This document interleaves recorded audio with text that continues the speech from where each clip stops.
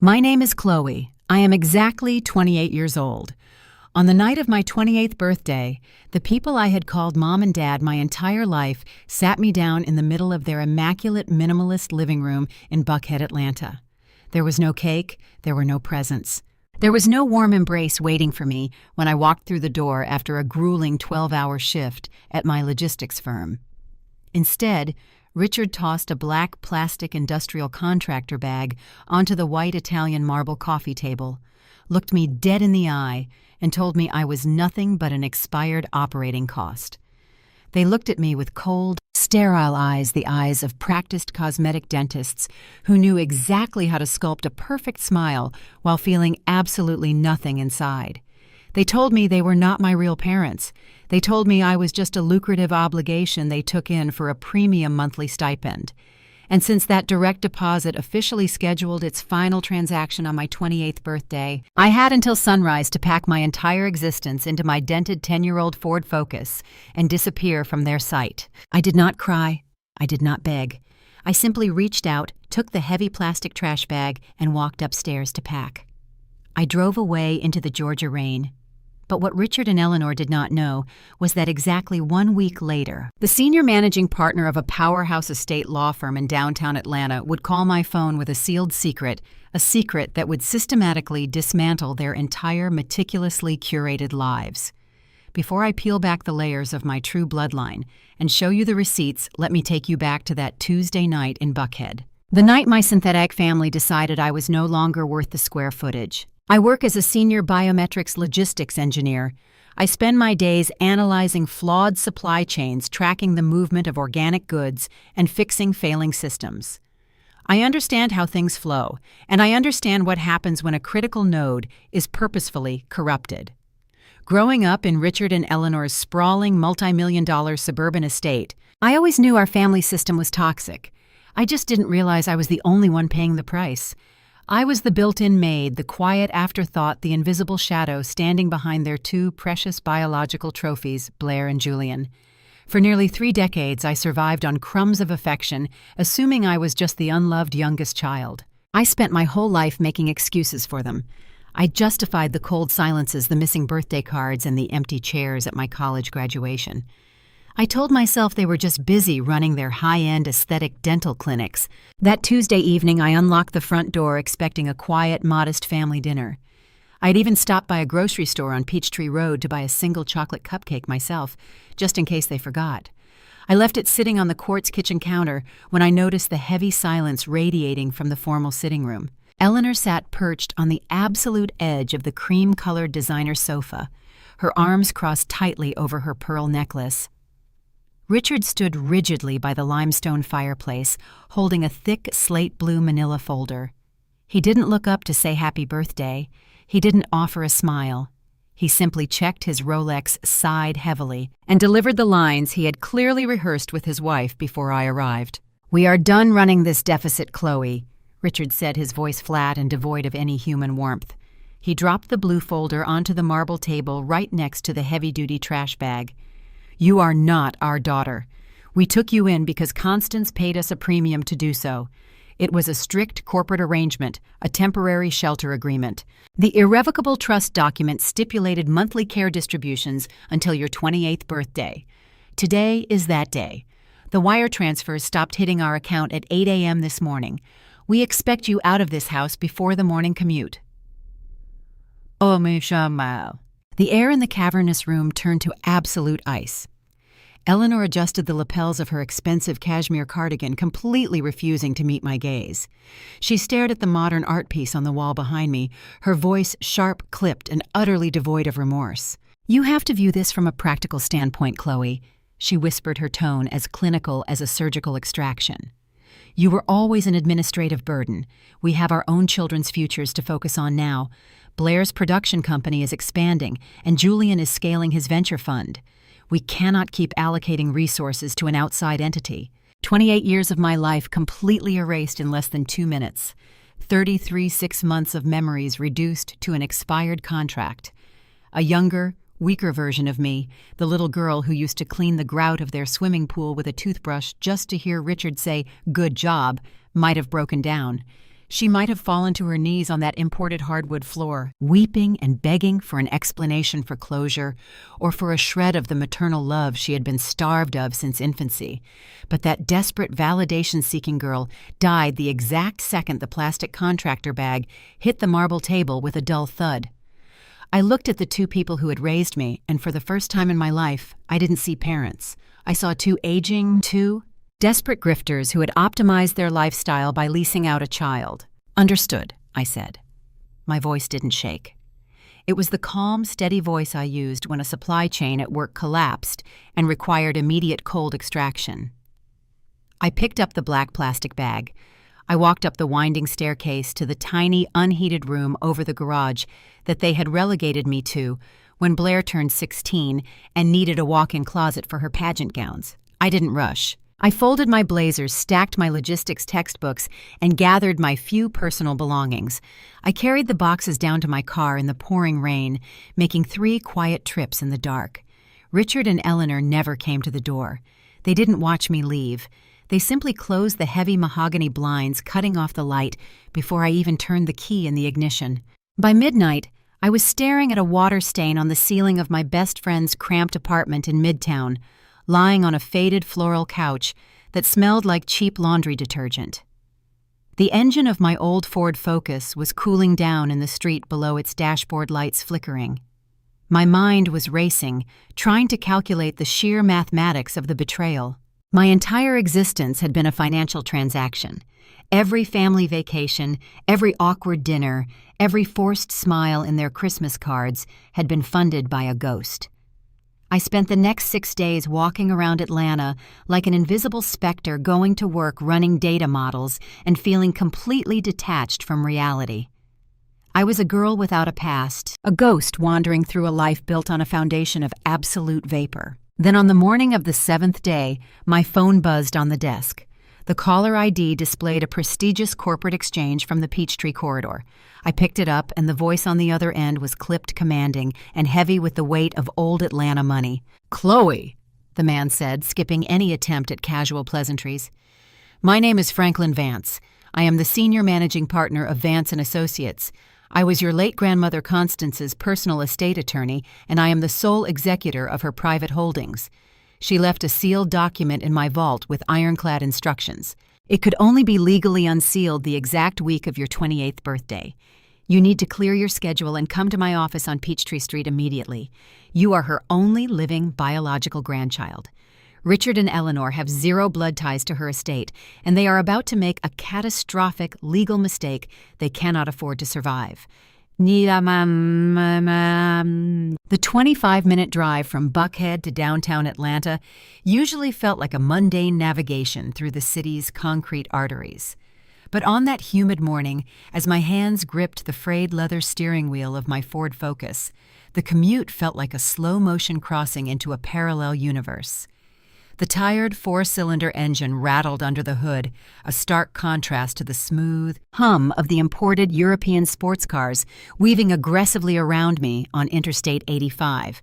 Franklin Vance's words continued to bounce off the cracked windshield, echoing inside the small enclosed space of my car until they settled like iron weights in the center of my chest. Biological grandchild.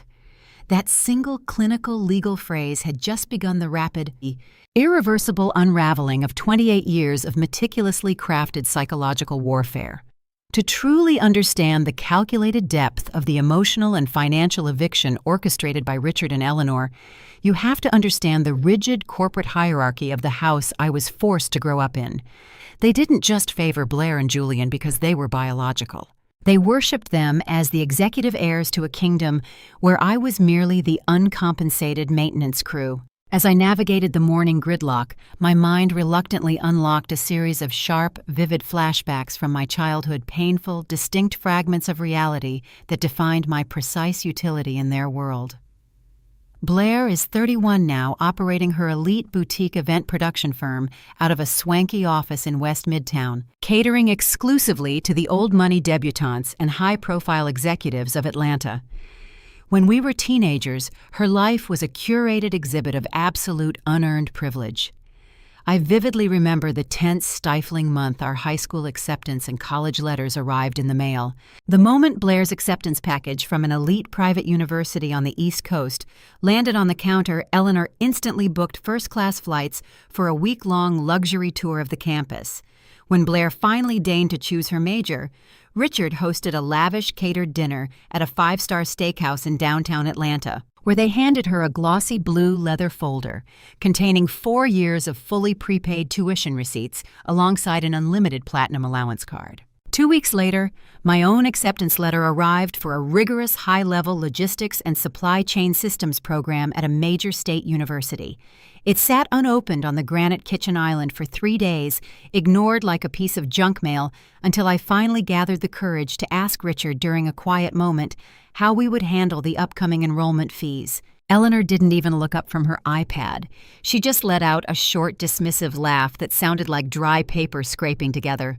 She calmly told me that I was an incredibly resourceful girl and that I was perfectly capable of figuring out the financial details on my own.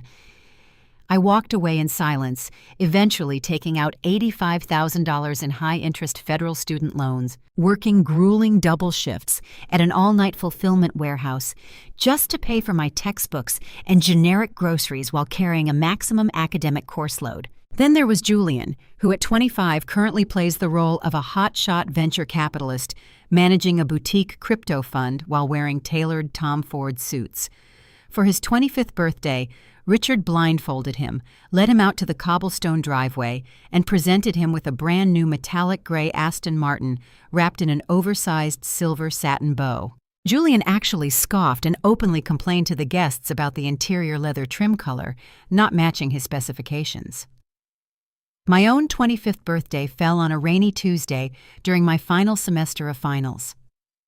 Eleanor handed me a crinkled plastic grocery bag containing a heavily stained dented espresso machine she had picked up at a neighborhood yard sale on her way home from tennis. The water reservoir was cracked, the steam wand was rusted, and when I politely thanked her, she smiled coldly and murmured that beggars couldn't afford to be choosers. The disparity in that house was never just financial. It was measured in unpaid labor, stolen time, and engineered psychological compliance. I remember kneeling on the cold porcelain tile of the master bathroom, scrubbing the grout with industrial bleach until my eyes burned, while Blair sat at the kitchen island, getting a $100 professional manicure before her senior prom. I remember sitting under the harsh fluorescent bulb of the laundry room at 3 o'clock in the morning, completing Julian's college macroeconomic spreadsheets because he was too hungover to open his laptop before an exam. When his midterm grades inevitably slipped, Richard didn't discipline his golden son. Instead, he cornered me in the hallway, yelling at me for being an unsupportive, selfish sister who was failing to protect the family's academic reputation. They intentionally groomed me to be the help, conditioning me to believe my only inherent value was my absolute utility to their real children. The text arrived at exactly 9:15 a.m., just as I pulled into the subterranean parking garage of the Peachtree Tower, cutting through my thoughts like a jagged piece of glass. I sat in the dim concrete shadow of the garage, the Ford Focus idling roughly, staring at the glowing screen of my phone resting against the dashboard. It was a direct iMessage from Blair. She didn't ask if I had found a safe place to sleep after they threw me out into the rain. She didn't ask if I had enough money for food or if I was even surviving. The message was brief, transactional, and chillingly calculated. Mom told us what happened at the house. Do not even think about asking any of us for money or trying to guilt Dad. You are not real family anyway. And we have major investor meetings this month. Have a nice life. A younger version of me. The insecure girl who spent her entire youth trying to earn a shred of their respect by being quiet, useful, and invisible would have broken down right there against the steering wheel. She would have typed out a desperate emotional paragraph begging for a sliver of sisterly closure or human understanding. But that girl had officially ceased to exist the moment Richard's heavy-duty contractor bag hit the marble table. I felt my heart rate slow down to a steady, calm rhythm. I didn't reply. Instead, I calmly took a high-resolution screenshot of the text, backed it up to a secure cloud drive, and realized they had just handed me the ultimate gift, a total absence of guilt. I stepped out of the car, straightened my blazer, and walked into the imposing glass and steel lobby of the Peachtree Tower, which smelled of expensive citrus-polished marble and high-stakes corporate power.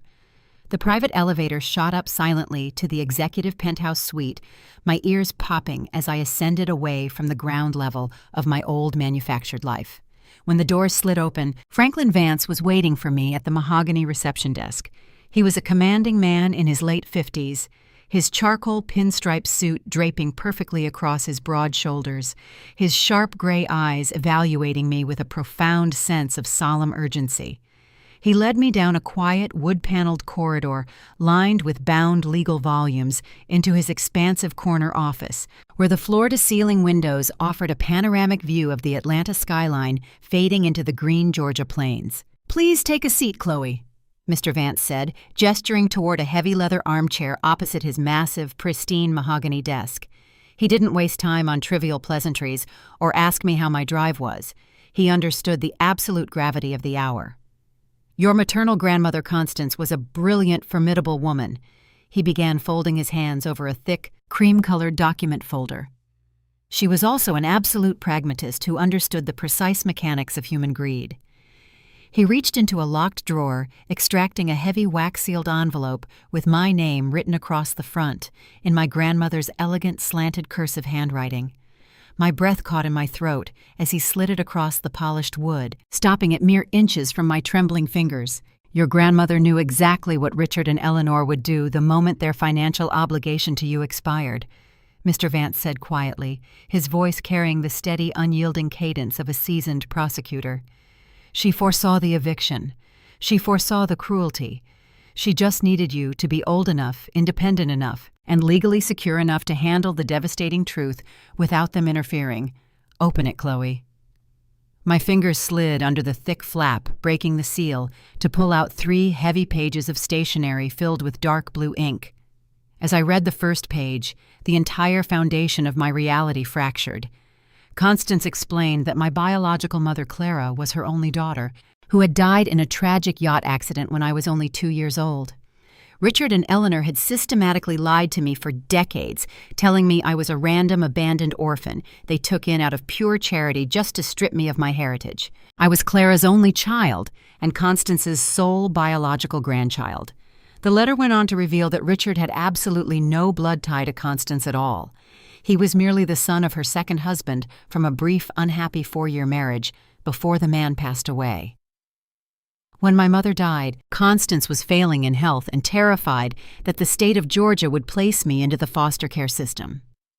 Richard and Eleanor presented themselves to the probate court as a stable, loving young couple, but Constance knew her stepson operated purely on avarice. So she brokered a quiet, desperate financial deal to keep me safe. She established a private trust that deposited a staggering monthly stipend directly into Richard's bank account for my housing, education, and welfare.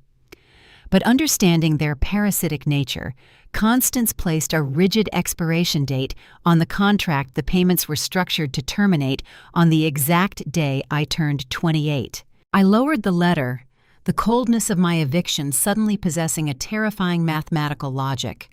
The lack of a cake the contractor bag, the immediate urgency to remove me, it wasn't a spontaneous burst of anger. It was a scheduled termination of employment. I was a job they quit the split second the direct deposit stopped hitting their account. But the final paragraph of the letter changed everything. "I stayed silent to keep you safe under their roof, trading your temporary comfort for your permanent security," Constance had written. "But the real inheritance, the land, the legacy, it all belongs to my blood. It belongs to you." Mr. Vance leaned forward, opening a thick leather binder on his desk. "Richard and Eleanor always assumed they were the primary beneficiaries under an old, obsolete will from 30 years ago," the lawyer whispered with a grim smile. "But 8 years ago, Constance quietly superseded it. She transferred the entirety of her assets into an irrevocable trust. Chloe, you are the sole heir to a $35 million estate. You own 5,000 acres of prime Georgia timberland alongside multiple high-yield commercial retail complexes right here in Buckhead. Richard and Eleanor have no legal claim to a single blade of grass. They get absolutely nothing. Ama nasente." Mr. Vance's words hung in the air like a heavy curtain reshaping the physical reality of the room around me. For 28 years, I had walked with my head bowed, internalizing a false narrative of unworthiness, believing I was an administrative error in a family of high achievers. Now looking down at the legal deeds bearing my name, the crushing weight of that manufactured shame evaporated, replaced by a cold, crystalline anger. The $35 million inheritance wasn't just an astronomical sum of money. It was a physical manifestation of my grandmother's quiet, long-game warfare against the parasites who had leased my childhood. I looked across the desk at the veteran attorney, my logistics training instinctively taking over as my brain began to map out the financial infrastructure of Richard and Eleanor's lifestyle. I knew their high-end aesthetic dental clinics in Buckhead and Alpharetta appeared wildly successful from the outside, but as an engineer who spent 40 hours a week diagnosing hidden systemic collapses, I knew how easily a polished facade could mask a total structural failure. "Mr. Vance," I said, my voice steady, sounding more like a chief operations officer than a disinherited orphan. "If Richard and Eleanor have been operating under the assumption that they were inheriting this entire estate for the last 8 years, what does their current financial leverage look like? They don't seem like the type of people who wait for a check to clear before they start spending it." A slow, dangerous smile spread across the attorney's face as he pulled a secondary red-tabbed dossier from his briefcase, sliding it over the polished mahogany surface toward me. He leaned back in his leather chair, tapping his fountain pen against his palm with a rhythmic, metallic click that echoed the ticking of the grandfather clock in the corner. "You have excellent intuition, Chloe," Mr. Vance murmured, his gray eyes flashing with professional admiration. "They didn't just assume, they gambled their entire financial future on the expectation of Constance's demise. 6 years ago, Richard began expanding his boutique dental practice, moving into a sprawling, hyper-luxurious commercial facility right on Peachtree Road. To fund the state-of-the-art laser equipment, the custom Italian leather chairs, and the aggressive marketing campaigns that keep their names on the local country club boards, they took out a massive $14 million commercial expansion loan. They secured that loan by using a fraudulent, outdated copy of Constance's 1996 will as collateral, convincing a major regional bank that their eventual inheritance would easily liquidate the entire debt balance upon her passing. I opened the red folder, my fingers tracing the columns of a forensic financial audit. The numbers on the pages revealed a desperate, frantic scramble for liquidity. Richard and Eleanor were drowning in their own opulence. Their monthly overhead was staggering, nearly $85,000 just to maintain the Buckhead estate, the luxury vehicles, Eleanor's high society charity event sponsorships, and the private allowances they used to prop up Blair's failing production company and Julian's volatile crypto fund. For the past decade, the premium monthly care stipend they received from Constance's trust had been the secret invisible glue holding their entire financial house of cards together. It wasn't just extra pocket money for them. It was the exact cash injection they required every single month to cover the interest payments on their massive commercial debt. "The bank has been conducting a routine 5-year portfolio review," Mr. Vance explained, leaning forward and pointing to a certified legal notice dated just 3 days prior. "They officially caught wind of Constance's passing last month, and they have spent the last 72 hours demanding a certified copy of the finalized probate documents from Richard's legal team. They want to ensure their $14 million collateral package is secure. Richard's attorneys have scheduled a formal asset disclosure meeting right here in this tower next Tuesday morning. They genuinely believe they are walking into a routine coronation where they will sign a few papers, absorb Constance's $35 million portfolio, and instantly clear their corporate ledger." I stared out the floor-to-ceiling window, watching the low gray rain clouds roll over the distant Midtown skyline, obscuring the golden dome of the Georgia State Capitol building. I thought about the black plastic trash bag Richard had tossed onto the marble table. I thought about Eleanor's sterile, clinical voice explaining that I was an administrative burden who was draining their precious resources. They had thrown me out into a torrential downpour on my 28th birthday because the clock had struck midnight, the direct deposit had ceased, and they believed my financial utility had officially expired. They had no idea that the very day they evicted me was the exact day their own financial execution warrant had been signed, sealed, and delivered. "Let them keep their appointment for next Tuesday," I said quietly, closing the red folder with a sharp, deliberate snap that cut through the silence of the office. I looked at Mr. Vance, my expression completely devoid of mercy. "Do not notify their legal team about the irrevocable trust. Do not issue a single warning. Let them walk into that conference room with their heads held high, wrapped in their tailored suits and their arrogance. I want them to bring their spreadsheets. I want them to bring Blair and Julian.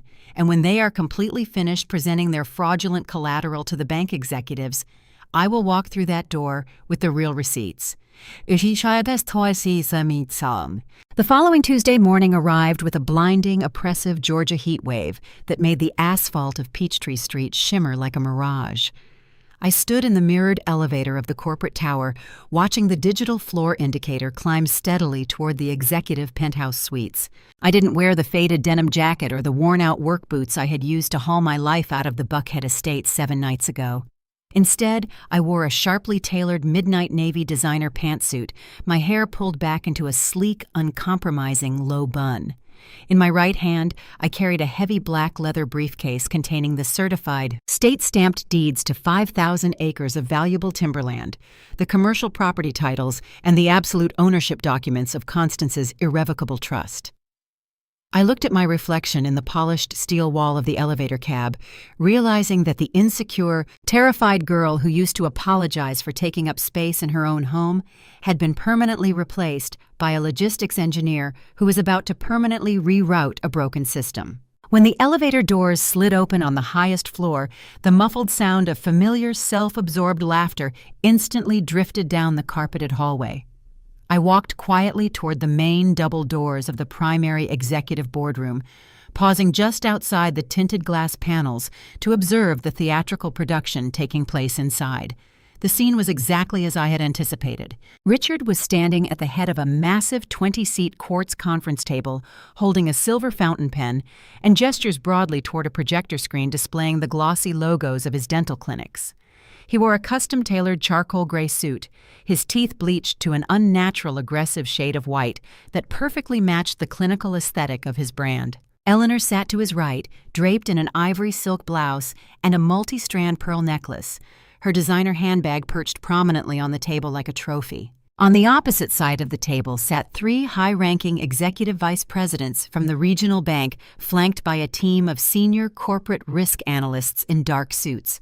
Blair and Julian were perched at the far end of the room, whispering furiously to each other while scrolling through their phones, completely checked out from the legal gravity of the meeting, treating the entire proceedings like an annoying chore that was temporarily delaying their luxury shopping trips. They were a family completely insulated by their own unearned confidence, entirely convinced that the world existed solely to cater to their financial appetite. "As you can see from our projected Q3 metrics," Richard was saying, his voice booming, with the practiced, patronizing confidence of a man who had never been told no in his entire adult life. "The integration of Constance's liquidation portfolio will easily absorb the remaining balance of our commercial expansion liabilities. We are prepared to sign the final debt consolidation agreements today, allowing us to break ground on our 3rd luxury aesthetic clinic in North Midtown by the end of the month." The lead bank executive, a stern man with silver hair and a sharp navy suit, nodded slowly as he adjusted his glasses, flipping through a stack of unverified asset descriptions. "We just need the final signature from the executor of the estate, Dr. Howard," the banker said, sliding a thick, multi-page legal contract across the table toward Richard. "Once Vance and Associates certifies that the probate assets have been successfully transferred to your names, we can officially close out the $14 million lien against your Peachtree facility." Richard chuckled warmly, a rich, condescending sound that made my stomach turn as he uncapped his silver pen with a dramatic flourish. "Of course. Franklin Vance is usually incredibly punctual with these administrative formalities. I'm sure his assistant is just printing out the certified copies as we speak." That was my cue. I didn't knock. I simply turned the heavy brass handle, pushed the heavy frosted glass door open, and stepped directly into the center of the boardroom. The sudden click of my high heels against the hardwood border of the room cut through Richard's sentence like a knife. The silence that followed was absolute, heavy, and immediate. Richard froze his silver pen, hovering a mere fraction of an inch above the signature line, his eyes widening in a mixture of profound confusion and sudden volatile irritation as he locked eyes with me. Eleanor's hand immediately flew to her pearl necklace, her manicured fingers tightening around the stones as her jaw dropped in utter disbelief. Blair and Julian stopped scrolling their heads, snapping up simultaneously as their faces contorted into expressions of pure, unadulterated disgust. To them, I was a ghost who had dared to crash their coronation, a discarded piece of administrative waste who had forgotten her place. "Chloe!" Richard barked, his voice dropping an octave, as his professional facade instantly began to fracture around the edges, exposing the aggressive, toxic man underneath. He slammed his pen down onto the quartz table, glaring at me with eyes that were cold enough to draw blood.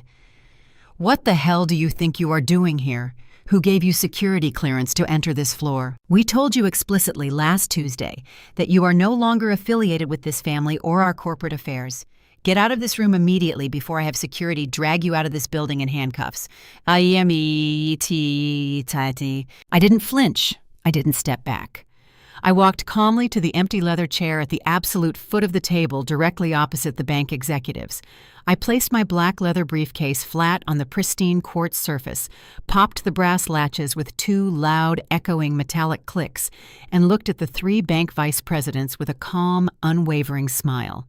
"Good morning, gentlemen," I said, my voice carrying cleanly across the cavernous boardroom. "My name is Chloe. I am the sole biological grandchild of Constance, and I am the sole executor and primary beneficiary of her entire estate. And before Dr. Howard signs that contract, I think you should take a look at the real receipts." The bank executives sat in stunned silence, their collective gaze shifting from my midnight navy pantsuit to the black leather briefcase open on the table.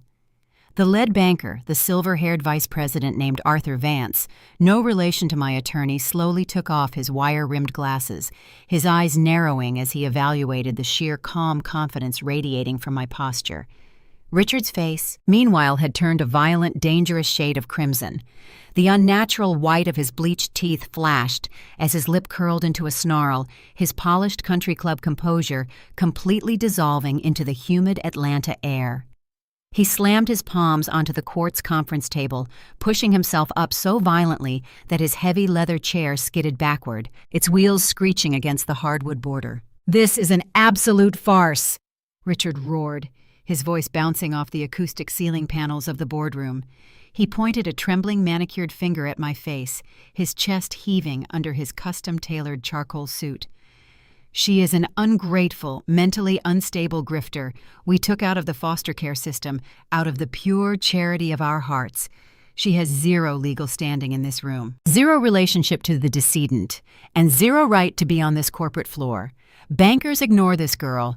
She is a disgruntled former dependent who suffered a psychological breakdown on her 28th birthday because we finally cut off her allowance."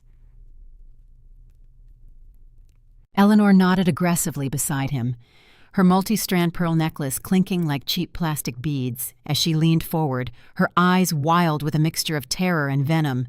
"Chloe, you are embarrassing yourself," she hissed, her voice a sharp, practiced stage whisper meant to cut me down to size.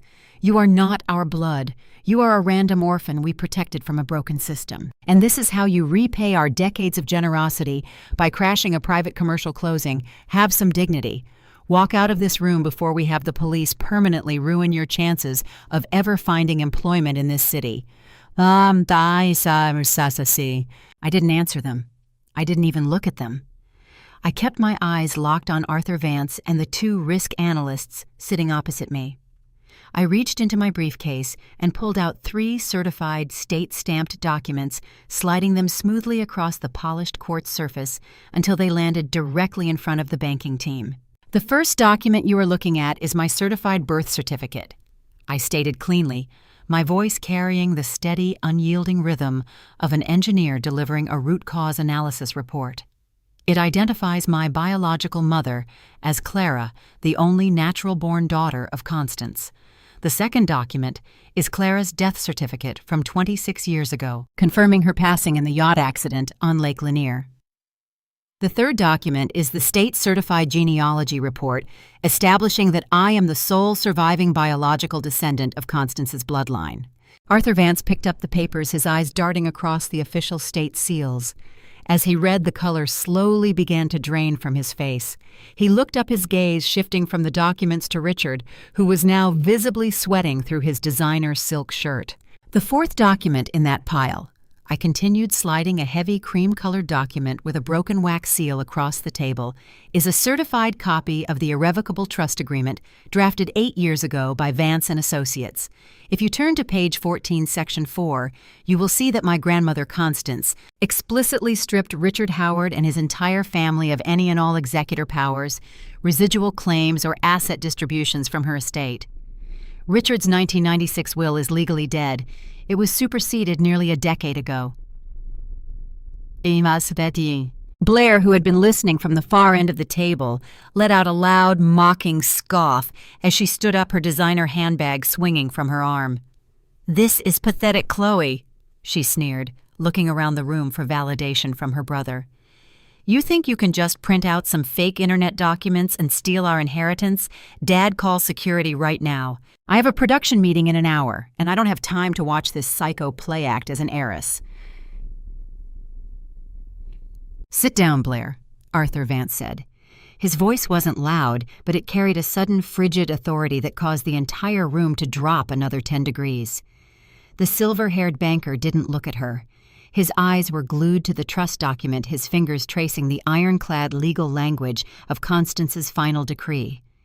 He looked over at his senior risk analyst, who was already furiously typing the trust's registration numbers into a secure corporate database on his laptop. After a few agonizing seconds of silence, the analyst stopped typing, looked at Arthur, and gave a single definitive nod. "The trust is verified, sir," the analyst whispered, his voice trembling slightly. "It's active, it's irrevocable, and it was funded with the entirety of Constance's real estate and liquid portfolio 8 years ago. Dr. Howard's 1996 document is completely obsolete. The assets he listed as collateral for the $14 million expansion loan do not belong to him. They haven't belonged to him for a decade." The silence that blanketed the boardroom was suffocating. Richard slowly sank back into his leather chair, his face entirely pale, his hands trembling so uncontrollably that the silver fountain pen slipped from his fingers and rolled across the quartz table, its ink staining the pristine contract he had been seconds away from signing. Eleanor looked as though she had been struck by lightning, her manicured hand frozen against her throat, her chest heaving as the terrifying reality of their financial execution began to settle in. They weren't just losing an inheritance. They were staring down the barrel of a multi-million-dollar corporate default that would obliterate their entire existence before sunset. "Let's talk about the exact mathematics of the last 28 years, I said, leaning forward, resting my elbows on the table, and looking directly at the family who had treated me like disposable administrative waste. "You told me on my 28th birthday that I was an expired operating cost. You told me the monthly care stipend stopped hitting your account at 8 a.m., and therefore my utility under your roof had officially ended. You were right about the timeline, Richard, but you were completely wrong about who was paying whom." I pulled out the final dossier from my briefcase, the thick, spiral-bound ledger of the forensic financial audit that Mr. Vance's team had been compiling for months. I opened it to a highlighted section from 5 years ago and slid it toward the bank's risk analysts. "For nearly 3 decades, I explained, my grandmother Constance paid you a staggering monthly premium to ensure I had a safe, stable home while she dealt with her failing health. That money was legally designated for my private education, my medical welfare, and my general upkeep. But as the bank can see from these verified outbound wire transfers, you didn't spend a single dollar of that trust fund on me. Instead, you systematically embezzled and siphoned those funds into your own family's luxury lifestyle." I pointed to a series of specific transactions on the ledger. 6 years ago, Constance's trust disbursed $75,000 explicitly designated for my university tuition and professional development. That exact same week, Richard routed that precise amount into an offshore account controlled by Blair to finance the commercial lease for her boutique event production firm in West Midtown. I know, because I was the one forced to stay until 3 a.m. sweeping the floors after her launch party wearing shoes with worn-out soles, completely unaware that my own stolen inheritance had paid for her ice sculptures. Blair's mouth opened in a silent gasp, her face turning an ash-gray color as she slowly sat back down in her chair, her arrogance evaporating in an instant. And it doesn't stop there. I continued turning the page to reveal a continuous stream of monthly distributions. Every single invoice filed for my phantom medical procedures, my fabricated dental surgeries, and my private tutoring was a forgery designed by Richard and Eleanor to extract extra liquidity from Constance's estate. And where did that money go? It went directly into funding Julian's high-rise penthouse downtown and covering the lease payments on the gray Aston Martin he received for his 25th birthday, the same birthday where your family handed me a rusted espresso machine from a garage sale and told me beggars couldn't be choosers. Guy. Julian looked down at his lap, his hands clenching into tight fists as he refused to meet anyone's gaze. The hotshot crypto venture capitalist had been completely stripped of his armor, exposed as a parasitic fraud who had lived off the blood money of the sister he despised. Arthur Vance looked up from the ledger, his expression completely grim as he locked eyes with Richard. "Dr. Howard, you submitted these exact forged asset descriptions to our underwriting department 3 months ago when you applied for your commercial line restructuring. You swore under penalty of perjury that you held clear, unencumbered title to the Buckhead commercial retail spaces and the 5,000 acres of timberland." "Arthur, please," Richard stammered, his voice cracking as he reached out a sweating hand toward the banker. "There's been a massive administrative misunderstanding. We can restructure the terms. We can bring in new investors. My son Julian has a highly lucrative crypto fund that can liquidate—" "Your son's fund is irrelevant," Arthur Vance interrupted, his voice cutting through Richard's desperate pleading like a meat cleaver. He stood up calmly, closing his laptop and gesturing for his legal team to follow suit. "The regional bank is officially freezing your commercial lines of credit effective immediately. We will be issuing a formal notice of default on your $14 million Peachtree facility by the end of the business day. Furthermore, given the explicit evidence of document forgery and systemic wire fraud laid out in this ledger, our compliance department will be forwarding this entire file directly to the federal authorities and the Georgia probate court." The bank executives gathered their materials and walked out of the boardroom without looking back, leaving the heavy glass doors swinging slowly in their wake. The silence that returned to the room was absolute, heavy, and final. Richard sat frozen at the head of the table, staring blankly at the silver pen on the floor, knowing that the foundation of his entire empire had just been permanently removed. I calmly packed the certified deeds and the forensic ledger back into my briefcase, snapped the brass latches shut, and stood up to leave. "Have a nice life, Richard," I said quietly, looking down at him one last time. "Your payroll department has officially shut down." The glass doors of the boardroom closed with a soft, pressurized click, sealing the Howard family inside their sudden, terrifying ruin. I walked down the long, carpeted corridor of the Peachtree Tower, the weight of my leather briefcase comforting against my palm. Every step I took felt lighter, as if I were shedding 28 years of invisible, suffocating chains with every stride. When I reached the lobby, I found Franklin Vance waiting near the security desk, a quiet, knowing smile playing on his weathered face. He handed me a warm cup of black coffee, his gray eyes crinkling at the corners, as he looked at my calm, unbothered posture. "I assume the delivery was successful, Chloe?" he asked, his voice a low baritone that blended perfectly with the ambient hum of the corporate lobby. "The root cause analysis is complete," I replied, relying on my logistics terminology to keep my emotions anchored. "The system has officially rejected the parasitic nodes. The bank is issuing the formal notice of default as we speak, and their legal compliance team is already prepping the file for the federal authorities." Mr. Vance nodded slowly, taking a sip of his own coffee. "Good, because while you were upstairs executing the legal strategy, my team was finalizing the structural asset takeovers.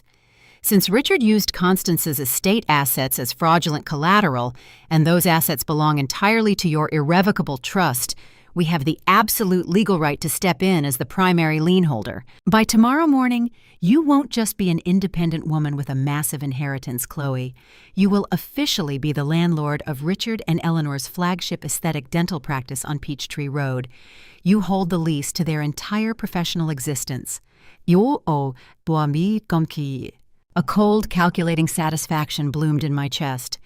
Let's make sure the transition of ownership is documented perfectly, Mr. Vance. I want every single receipt filed. While I spent the rest of the afternoon in Mr. Vance's office signing the official property transfers, the catastrophic domino effect of the boardroom meeting began to rip through the Howard family's curated empire like a Category 5 hurricane. Because I understand supply chain mechanics, I knew that when a critical financial artery is severed, the collapse doesn't happen overnight. It happens in a matter of hours, with every connected system failing in rapid, predictable succession. By 3 p.m., the bank had officially frozen all of Richard's corporate and personal checking accounts to secure their remaining assets against the impending default. The immediate freeze triggered an automatic system failure across his entire dental network. At the Buckhead clinic, the automated payroll software attempted to process the bi-weekly bonuses for the associate dentists and hygienists, only to be rejected with a flashing red code, insufficient funds. By 4:30 p.m., 3 of his top oral surgeons, who had already been frustrated by Richard's arrogant management style, caught wind of the frozen accounts and walked out of the facility mid-shift, taking their high-profile celebrity clientele with them. The contagion spread instantly to the biological trophies. Blair was sitting in her swanky West Midtown production studio hosting a high-stakes pitch meeting with a group of corporate sponsors for an upcoming digital fashion gala. She was in the middle of presenting her grand vision when her assistant walked into the conference room, her face completely pale, and handed Blair her personal tablet. A massive regional bank had just pulled its corporate sponsorship from her firm, citing an immediate risk assessment regarding her family's legal stability. Simultaneously, her corporate credit card, which was tied directly to Richard's primary business ledger, was declined when her team tried to pay for the catered lunch. The investors looked at each other, gathered their portfolios, and left the studio before Blair could even invent a plausible lie to cover the embarrassment. Julian's collapse was even more spectacular. The hotshot crypto venture capitalist was at a trendy rooftop bar in Buckhead trying to convince a new group of wealthy tech investors to deposit $500,000 into his volatile digital fund. He was bragging about his family's impending real estate windfall when his phone lit up with a barrage of urgent alerts. The high-rise apartment complex downtown, where he leased his luxury penthouse, had just sent an automated legal notice. His automated rent payment had bounced, and if the balance wasn't cleared via certified wire transfer within 48 hours, eviction proceedings would begin. Minutes later, the luxury dealership on Peachtree Road notified him that the gray Aston Martin's corporate lease had been flagged for immediate repossession due to a lack of verified collateral. I sat in my best friend's midtown apartment that evening, watching the city lights flicker through the window as the rain began to fall again. My phone sat flat on the kitchen table, vibrating continuously with missed calls from Eleanor, desperate text messages from Julian, and long rambling voicemails from Richard begging me to answer so we could talk as a family. I didn't listen to a single second of them. I simply set the phone to Do Not Disturb, opened my logistics software, and began scheduling the formal audit for the Peachtree facility. They had spent 28 years consuming my life, treating my existence as an administrative cost that could be discarded when the direct deposit stopped. Now, they were learning the fundamental law of the universe. Eventually, every single debt must be paid in full. At exactly 9 a.m. on Friday morning, I pulled into the pristine cobblestone parking lot of the Howard Aesthetic Dental Clinic on Peachtree Road.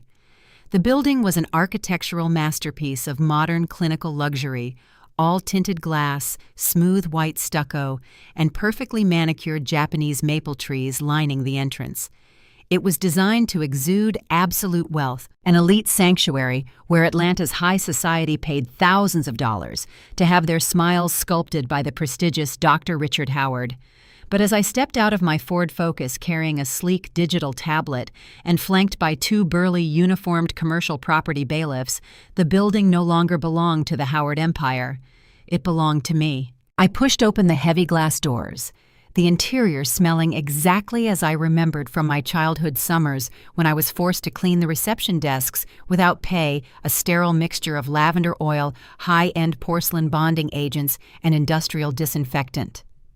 The receptionist, a young woman named Sarah who had always looked at me with a mixture of pity and indifference when I used to deliver Richard's dry cleaning, looked up from her computer screen. Her jaw dropped as she recognized my navy blue blazer and the determined, uncompromising expression on my face. "Chloe," she stammered, her fingers freezing over her keyboard. What? What are you doing here? Dr. Howard isn't seeing any family members today. He's in his private office with his accountants, and the atmosphere it's incredibly tense." "I'm not here as a family member, Sarah," I said, my voice calm, clear, and loud enough to carry into the elegant waiting area where 3 high-profile patients sat holding untouched crystal glasses of sparkling water. "I am here as the managing director of Constance Holdings, LLC. We officially assumed the primary master lease of this commercial property at 8:00 a.m. this morning due to a material breach of financial covenants by the tenant. These gentlemen are court-appointed commercial bailiffs. Please notify Dr. Howard and his wife that their landlord has arrived to conduct a structural asset inventory." Before Sarah could even hit the intercom button, the frosted glass door of the executive office suite flew open. Richard stepped out, his hair uncharacteristically disheveled, his expensive silk tie loosened around his collar, his face completely pale and exhausted. Eleanor followed closely behind him, her eyes red and puffy, her designer silk scarf clutched tightly in her trembling hand. They looked like 2 desperate survivors of a shipwreck, completely stranded on an island of their own making. "Chloe," Richard gasped, his voice cracking as he rushed toward the reception desk, looking frantically at the 2 bailiffs standing rigidly behind me. "What is the meaning of this? You can't just bring security personnel into my private practice. We are in the middle of a delicate corporate restructuring. I am talking with institutional investors. You are destroying my professional reputation in front of my patients." I walked past him, stepping behind the reception counter and tapping my tablet to access the building's digital infrastructure log. "Your professional reputation was destroyed the moment you submitted forged state documents to an underwriting department, Richard," I said, looking at him with an expression of pure clinical indifference. "As of 1 hour ago, Constance Holdings has legally terminated your commercial occupancy permit. You are currently trespassing on my property." Eleanor stepped forward, her voice trembling with a toxic mixture of maternal manipulation and sheer panic. "Chloe, please look at me," she wept, reaching out her manicured hand to touch my sleeve. "We raised you. We put a roof over your head for 28 years. Yes, the truth about the trust was complicated, but we did it to protect you. We are your family. You can't just throw your parents and your siblings out onto the street. Blair's business is collapsing, and Julian's apartment is being repossessed. We have nowhere to go. Have you completely lost your humanity?" I stepped back, avoiding her touch with a fluid, deliberate movement that made her hand drop uselessly into the air. "When you tossed a black plastic contractor bag onto the marble coffee table on my 28th birthday, Eleanor, you explicitly told me that humanity had nothing to do with it. You told me to view it from a practical standpoint. You told me I was an administrative burden and an expired operating cost." I looked at the 2 commercial bailiffs and gave them a crisp, definitive nod. "Gentlemen, please begin the physical asset tagging. Every piece of laser equipment, every custom Italian leather chair, and every computer server in this facility was listed as fraudulent collateral under my grandmother's estate. Under the terms of the master lease eviction, those assets are now frozen under a landlord's lien until the full back rent and siphoned trust damages are liquidated." "You can't do this!" Richard screamed, his face turning a dark, dangerous purple as he stepped in front of one of the bailiffs who had just placed a red asset tag on a $100,000 digital imaging machine. "This equipment is the lifeblood of my practice. If you freeze these assets, I can't treat my patients. I will be completely ruined." "You are already ruined, Richard," I replied, my voice steady, sounding like the final line of an engineering audit report. "You have exactly 2 hours to pack your personal belongings into a single plastic trash bag and vacate this facility. Anything left behind after 11 a.m. will be sold at public auction to cover your debts. Your operation has officially reached its final expiration date." The grandfather clock in the main gallery of Vance & Associates chimed exactly 11 a.m. I sat at the head of the conference table, watching the low sun bake the concrete streets of downtown Atlanta through the floor-to-ceiling windows. On the desk before me lay a single slim folder bound in dark blue leather, the final reconciled ledger of the Howard family's liquidation. For a senior biometrics logistics engineer, there is a profound, almost spiritual beauty in a completely balanced system.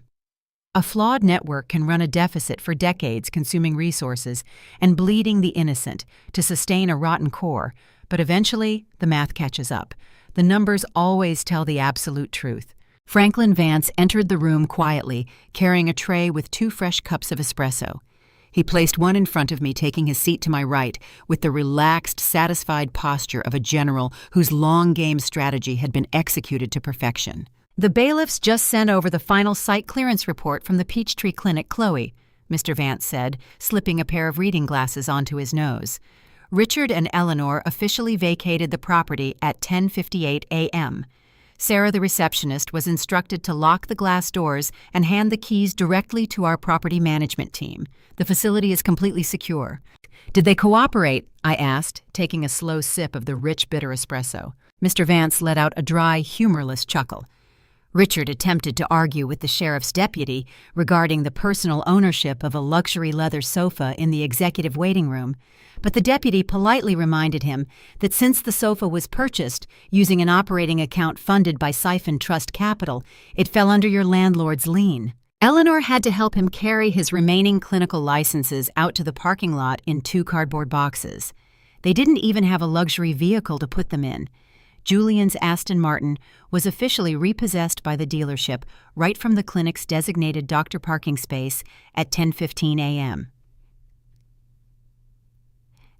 I leaned back in the leather chair, looking down at the legal summary. The structural collapse of their manufactured reality had been absolute.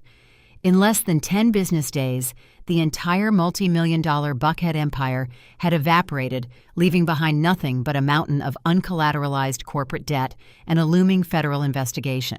Because Richard had used a fraudulent copy of Constance's obsolete 1996 will to secure his $14 million commercial expansion loan, the regional bank's compliance department had officially forwarded the entire file to the United States Attorney's Office for the Northern District of Georgia. A federal grand jury was already being convened on Peachtree Street to review charges of bank fraud, wire fraud, and systemic document forgery. Given the ironclad forensic trail my logistics team had compiled, a criminal indictment wasn't just a possibility, it was an absolute mathematical certainty. "What about Blair and Julian?" I asked, flipping the page to examine the secondary liability nodes. "Blair's event production firm is completely dark," Mr. Vance replied, pointing to a certified legal corporate dissolution notice. Once her primary corporate credit lines were frozen, her vendors refused to deliver inventory for her high-profile weekend galas. She defaulted on 3 major celebrity contracts in less than 48 hours. Her clients are already filing civil lawsuits for breach of contract, and her landlord in West Midtown has already issued a 3-day notice to quit for non-payment of rent. She spent yesterday afternoon packing her designer samples into the back of an Uber. Mr. Vance tapped a finger against the section of the ledger dedicated to Julian. As for the venture capitalist, his situation is even more precarious. The State Securities Commission has opened an expedited audit into his digital crypto fund. It turns out he was using his father's fraudulent business lines to guarantee the returns of his tech investors. With those lines collapsed, his investors have realized his fund was entirely empty.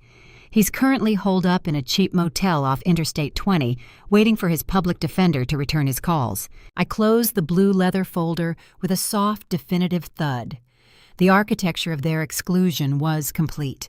For 28 years, they had insulated themselves with my stolen heritage, using my grandmother's love to fund their luxury vacations, their private allowances, and their unearned arrogance while treating me like an invisible administrative burden. They had thrown me out into a torrential downpour on my 28th birthday because they believed my financial direct deposit had expired. They had no idea that they were simply balancing a ledger that had been running a deficit since the day I was born. My phone buzzed softly against the mahogany table. I looked down at the screen. The The caller ID displayed an unknown number, but the location pinged from a public payphone near the Fulton County Courthouse. I slid the bar to answer, placing the device on speakerphone without saying a word. The sound that came through the speaker was raw, ragged, and heavy, with the sound of city traffic. It was Richard. The booming, condescending voice that had once dominated the multi-million-dollar Buckhead estate was completely gone, replaced by the broken, desperate wheeze of a ruined old man. "Chloe, please," Richard whispered, his voice cracking under the weight of his absolute defeat. "Eleanor and I. We are sitting on a bus bench outside the transit station. The bank has seized the Buckhead house. The locks have been changed. We have nothing left, Chloe. No clinics, no credit, no cars. The lawyers say we are facing federal prison time. We know we made mistakes. We know we shouldn't have hidden the truth about Clara and Constance. But we raised you. We gave you a family for 28 years. You have $35 million, Chloe. You own half of Buckhead. Please tell your lawyers to drop the liens. Don't do this to your family." I looked at the beautiful sweeping view of the Atlanta skyline through the window, my heart rate remaining perfectly steady, my mind completely calm. "You are not my family, Richard," I said, my voice carrying the crisp, unyielding precision of a final system report. "You were simply a temporary shelter agreement that ran a 33 six-month contract, and as of last Tuesday, your operating cost officially expired." Before he could utter another desperate syllable, I tapped the screen, disconnecting the call permanently. I looked up at Franklin Vance, who was smiling warmly as he raised his espresso cup in a silent toast. "My name is Chloe. I am 28 years old. I work as a senior biometrics logistics engineer, and I understand exactly how things flow. My past was a manufactured transaction, but my future is an ironclad legacy." I stood up, picked up my briefcase, and walked out of the boardroom into the brilliant, unclouded Georgia sun. The ledger was officially balanced.